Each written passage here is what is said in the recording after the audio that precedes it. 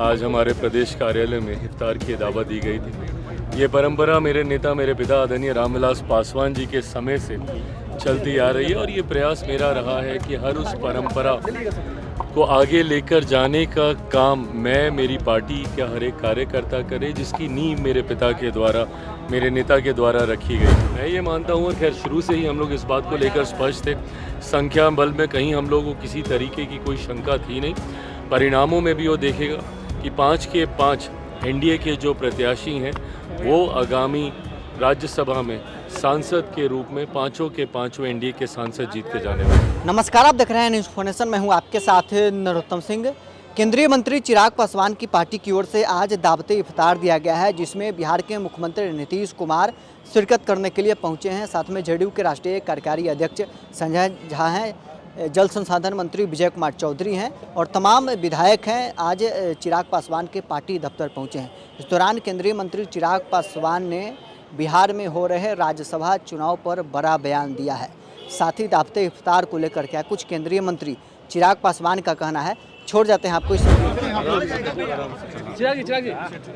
देखिए, सीएम साहब आज इफ्तार की दावत पार्टी की तरफ से, लोक जनशक्ति पार्टी रामविलास की बिहार प्रदेश की इकाई की तरफ से आज हमारे प्रदेश कार्यालय में इफ्तार की दावत दी गई थी। ये परंपरा मेरे नेता मेरे पिता आदरणीय रामविलास पासवान जी के समय से चलती आ रही है और ये प्रयास मेरा रहा है कि हर उस परंपरा को आगे लेकर जाने का काम मैं, मेरी पार्टी का हर एक कार्यकर्ता करे, जिसकी नींव मेरे पिता के द्वारा, मेरे नेता के द्वारा रखी गई थी। आज उसी क्रम में दावत इफ्तार में मुख्यमंत्री आदरणीय नीतीश कुमार जी भी यहाँ पर आए।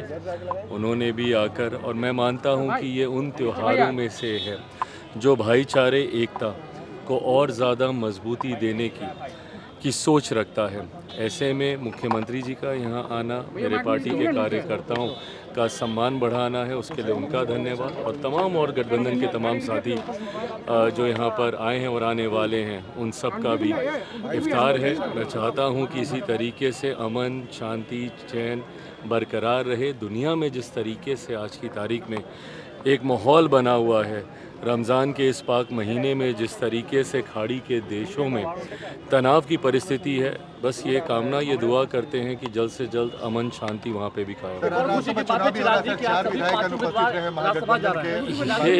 ये बताइए, जो विपक्ष आज तक दूसरे दलों में फूट की सोच रखता था, आज कहीं ना कहीं उन्हीं के यहाँ ये फूट देखने को मिली। ताज्जुब की राजद के विधायक गायब। जब राजद अपने ही विधायकों को एक नहीं रख पा रहा है तो किस तरीके से ये लोग राज्यसभा में जीत का दावा ये लोग कर रहे थे। कांग्रेस के आधे विधायक उसमें गायब थे। मैं ये मानता हूँ, और खैर शुरू से ही हम लोग इस बात को लेकर स्पष्ट थे, संख्या बल में कहीं हम लोगों को किसी तरीके की कोई शंका थी नहीं। परिणामों में भी वो देखेगा कि 5 के 5 एनडीए के जो प्रत्याशी हैं वो आगामी राज्यसभा में सांसद के रूप में 5 के 5 एनडीए के सांसद जीत के जाने वाले। एक लंबे समय के बाद एक बार फिर मौजूदा मुख्यमंत्री नीतीश कुमार जी केंद्र की राजनीति की ओर अपना रुख कर रहे हैं। इससे पूर्व जब वो केंद्र में बड़े बड़े पदों पर थे, जिम्मेदारियां अलग अलग विभाग की निभा रहे थे, रेल विभाग जैसे महत्वपूर्ण विभाग की जिम्मेदारी उन्होंने निभाने का काम किया। आज अब एक बार फिर से वो केंद्र की ओर रुख कर रहे हैं। मैं ये मानता हूँ, जहाँ मैं अपनी तरफ से ढेर सारी शुभकामनाएं देता हूँ, अपनी पार्टी की तरफ से देता हूँ, पर मैं मानता हूँ कि उनके अनुभव का लाभ निरंतरता में बिहार और बिहारियों को मिलता रहेगा। नए मुख्यमंत्री के नाम की घोषणा भी जल्द कर दी जाएगी, लगभग चीज़ें तय ही हैं, वो भी हो जाएगी। पर मैं मानता हूँ कि नई सरकार को भी मौजूदा मुख्यमंत्री नीतीश कुमार जी के अनुभव का लाभ मिलता रहेगा। चिराग जी, कैसे देखते हैं जो 2 दशक नीतीश कुमार ने बताया, आपको क्या दिया, कैसे देखते हैं नीतीश कुमार का लंबा सफर? देखिए, लंबा सफर और खूबसूरत सफर। मैं मानता हूँ जिस तरीके से, जिन परिस्थितियों से मुख्यमंत्री जी बिहार को निकाल कर लेकर आए हैं, 2 दशक में जिस तरीके का इंफ्रास्ट्रक्चर बिहार में डेवलप किया है, ऐसे में ये उनकी ही उपलब्धि है जिनके नेतृत्व में ये चीज़ें धरातल पर हम लोग को देखने को मिली। आज से पहले बिहार में 90 का वो दशक भी याद है जब कनेक्टिविटी नहीं होती थी, वो दौर भी याद है जब शाम को 6 बजे के बाद कोई घर से नहीं निकल सकता था, बिजली की व्यवस्था नहीं थी।